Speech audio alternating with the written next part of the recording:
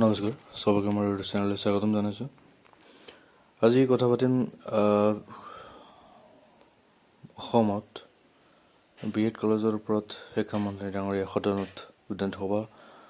সদনত তেখেতসকলে এটা গুৰুত্বপূৰ্ণ মন্তব্য প্ৰকাশ কৰিছে। তেখেতে কৈছে যে অসমত যিমানকেইখন বি.এড কলেজ আছে, যিসকল NCT বা UGC ৰিকগনাইজড হয়, যিমানখিনি গভমেণ্ট বি.এড কলেজ আছে, সেই সকলোখিনি যিবিলাক নৰ্মেল ডিগ্ৰী কলেজ আছে ওচৰত, সেই সকলৰ লগত এটাচ কৰিব। তেখেতসকলে সেই বিষয়ে মন্তব্য কৰিছে।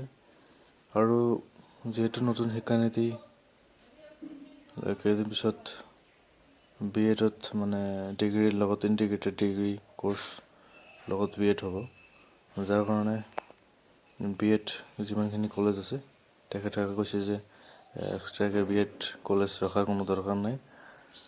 সেইখিনি নৰ্মেল ডিগ্ৰী কোৰ্চৰ লগত বা ডিগ্ৰী কলেজৰ লগত এটাচ কৰিবলৈ তেখেতে মন্তব্য প্ৰকাশ কৰিছে। আৰু আপোনালোকে চাব পাৰিছে যে অসমত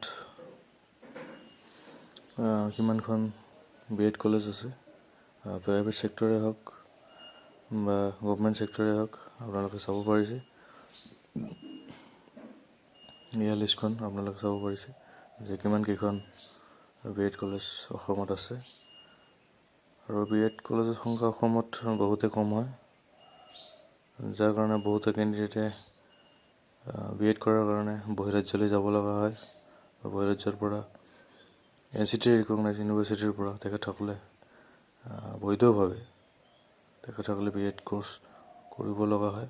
আৰু বহুতে অসমত সেই ডিগ্ৰী লৈ চাকৰি কৰি আছে, কিয়নো সেইখন ডিগ্ৰী বৈধ হয় আৰু সেইখন NCT ৰিকগনাইজ হয়, NCTৰ দ্বাৰা এপ্ৰুভেল হয় এই চাৰ্টিফিকেটখন বা কলেজ বা ইউনিভাৰ্চিটিখন।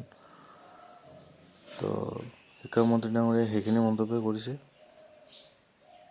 যে হয়তো অহা বছৰৰ পৰা আৰু বি.এড কলেজ নাথাকে, যিমানখিনি থাকিব চব ইণ্টিগ্ৰেটেড কোৰ্চ হ'ব। আৰু যিখিনি আগতে ডিগ্ৰী কৰা বা যিখিনি ডিগ্ৰী অলৰেডি কৰিলে বি.এড কৰিম বুলি ভাবিছে, তেখেতসকলৰ হয়তো বি.এড থাকিব পাৰে, বি.এডখিনি ৰাখিব, কাৰণ ইণ্টিগ্ৰেটেড কৰিলেতো সেইখিনি তেওঁলোকে চান্স নাপাব। তো আজি ভিডিঅ' ইমানতে, থেংক ইউ।